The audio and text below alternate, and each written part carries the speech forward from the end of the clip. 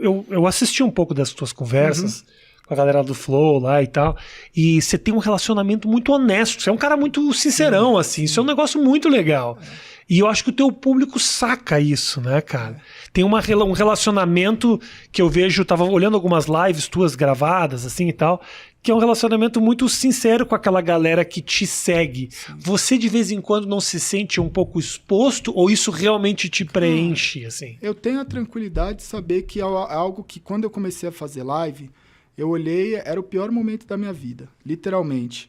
E quando eu comecei a fazer, eu já estava passando pelo tratamento de depressão, já estava ali no momento onde eu sabia, porque tem muita gente que procura e fala assim, eu quero fazer live, eu tô mal, tal. Eu falo, cara, quando eu comecei a fazer live, eu já estava sendo, né, uma pessoa, já tinha sido clinicada, eu já estava medicado, eu estava passando pelo processo de você se curar, né, e usei como forma de terapia. Quando eu liguei Te ajudou, não era o remédio. Não era o remédio, era uma terapia, era uma forma de terapia para eu estar com pessoas. Porque quando você entra em depressão, você quer se isolar. Quando você entra em depressão e você tem pessoas ao seu redor, cara, vira uma zona de conforto. Não tem como falar que não. Se você tiver com a casa, se você tiver com a comida, se você puder ficar no quarto o dia inteiro, você fica no quarto o dia inteiro e você não sai dali.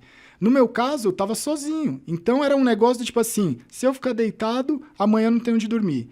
Eu já não tenho muito o que comer. Se eu não for atrás do que comer, eu não vou ter nada absolutamente. Então, quando eu olhei aquilo, eu falei, eu preciso fazer coisas. Eu tentei pensar de uma maneira racional. Eu falei, eu preciso fazer coisas que vai doer, mas se eu não fizer isso, acabou. Então, eu falei, eu preciso seguir a terapia, porque é isso que salva, não sou eu que salvo, não é você, é médico, é remédio, é terapia, é os profissionais de saúde que salvam. Eu preciso seguir tudo que eles me passarem, eu preciso fazer exercício, porque eu falei, cara, o exercício é uma forma de eu tirar a raiva dentro de mim, a depressão é raiva acumulada. Então, se eu correr 5 km por dia, eu vou tirar uma raiva de mim muito grande. Quando eu vi, eu estava correndo 10, 12 km todo dia. E alimentação, porque é uma coisa que uma coisa junta a outra. Eu falei, se eu fizer os 3, eu vou estar bem. Quando eu olhei e falei assim, o que mais que eu posso fazer? Porque eu estou isolado. Eu tenho meu computador, eu tenho internet, eu conheço dos jogos, sei que esse mercado de streaming é algo que pode, né, já estava crescendo, mas eu acho que ainda está no começo, porque a internet, jogos, você está sempre no começo. Parece que sempre está bombando, mas sempre tem gente que não sabe o que é. Então você tem sempre gente nova para chegar.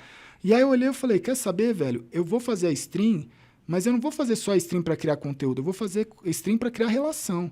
Porque é isso que eu tô precisando. Eu preciso me relacionar. Perfeito. E aí, quando eu comecei a fazer live, tinha 5 pessoas, 10 pessoas, eu comecei a trocar ideia com o cara de vida.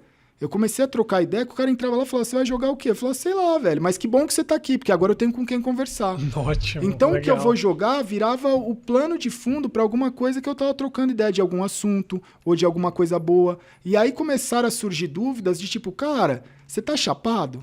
Você tá drogado? O que que é? Eu falava, mano, eu tô tomando remédio. Mas você tá tomando remédio por quê? Porque aconteceu isso, isso e isso. E aí, quando as pessoas começaram a olhar e falar assim, cara, mas por que você tá falando isso? Um streamer não fala isso. Aí eu falei assim, cara, a gente tá no meio da madrugada. Eu fazia live, começava às 8, madrugada inteira, até o horário que eu aguentava, até meio-dia, 11 horas. Eu não gostava muito dos todinho, que eu chamo a molecada. Dá meio-dia, eu falava, saída do colégio, não vou ficar aguentando os todinho no chat. Porque naquela época eu tava, né? Você também tá raivoso. Claro. E aí, no meio da madrugada, uns caras vinham com os papos e eu falava assim, mano, se eu não te contar a minha história, por que você vai me contar a sua? Sabe? Porque você tá fudido, eu tô fudido. Você quer vir aqui, quer me contar algo pesado. Eu também quero, tá ligado? Eu também tenho esse direito. Claro. E aí a gente começou a estabelecer uma relação onde eu falava assim, cara, quando você erra, né?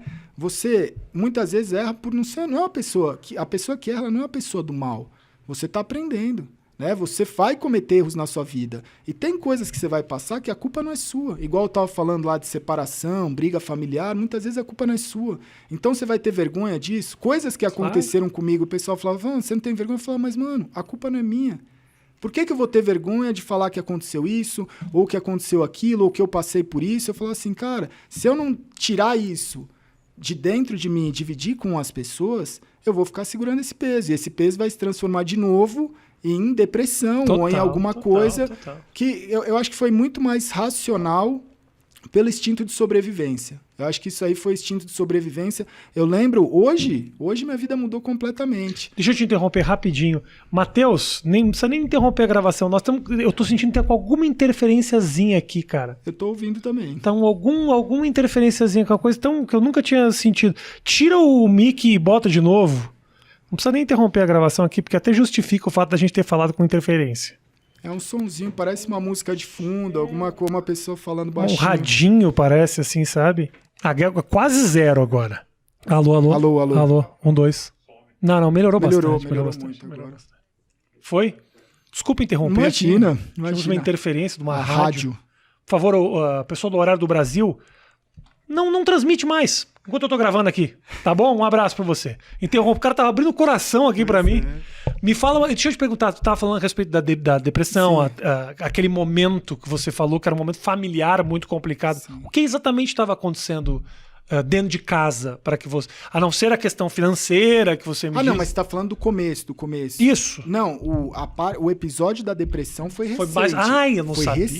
Foi recente, 2017. Ok. 2017. Que foi quando você começou a fazer o streaming. Foi quando eu comecei a fazer. Na verdade, eu já tinha começado a criar alguns conteúdos ali pra internet, mas já tava trabalhando nessa área de games que eu gostava, mas aí deu tudo errado. E foi isso que te deu uma afundada nesse momento? Cara, sim? Foi muita coisa, porque eu tava numa fase em que eu tava querendo descobrir o que eu queria fazer. Eu tinha cortado relação com a minha família, né? A minha família de sangue, eu tinha cortado, porque eu comecei em 2017, eu tava num relacionamento e eu comecei a procurar fazer terapia, psicanálise. Tá.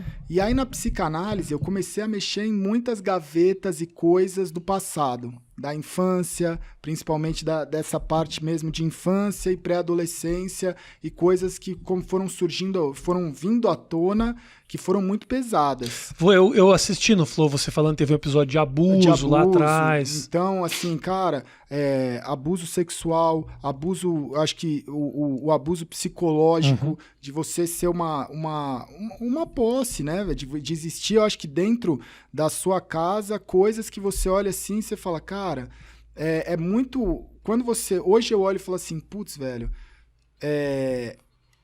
eu queria ter uma família em que eu olho e falo assim, uma relação te tira um pouco da... É a inocência mesmo. Depois Irmão, que você perde isso, a vida muda, cara. As experiências que a gente tem familiares na infância, como as que você passou, como as que todos nós passamos algum tipo de experiência, obviamente a tua foi muito dura e tudo mais, nos marca para sempre e cria e molda a nossa personalidade. É muito louco como a infância, ela basicamente pavimenta a estrada pro resto da tua vida. E por mais assim que eu sempre fui essa pessoa de buscar me relacionar e ter amigos, eu percebia que eu sempre tive muita raiva em muitas coisas. Eu sempre tive muita raiva, eu sentia muita raiva, eu tinha muita raiva. Minha mãe falava que eu tinha muita raiva com ela e ela não sabia o que era. Sabe? Só que o seu cérebro, ele vai de alguma forma bloqueando aquilo, deixando aquilo de lado, escondendo aquilo para você mesmo. E eu acho que você vai passando isso, só que vai internalizando de uma forma que cada um tem um jeito. Então, eu olho assim e falo várias coisas. Hoje eu consigo entender as atitudes que eu tive na minha infância e na minha pré-adolescência, que eu falo, mano, que doideira, velho, não era culpa minha. Isso eu acho que é um negócio, porque eu virava e falava assim, mano, eu não quero ir pra balada. Quando eu era, tipo, sabe, negócio de matinê, eu odiava matinê. Eu odiava ver o relacionamento assim, tipo, eu nunca tive na época da pré-adolescência e da adolescência, aquele desejo louco de, nossa, eu preciso ficar com uma garota, eu preciso sair pra paquerar. Eu olhava aquilo e, de alguma forma, aquilo não me fazia bem.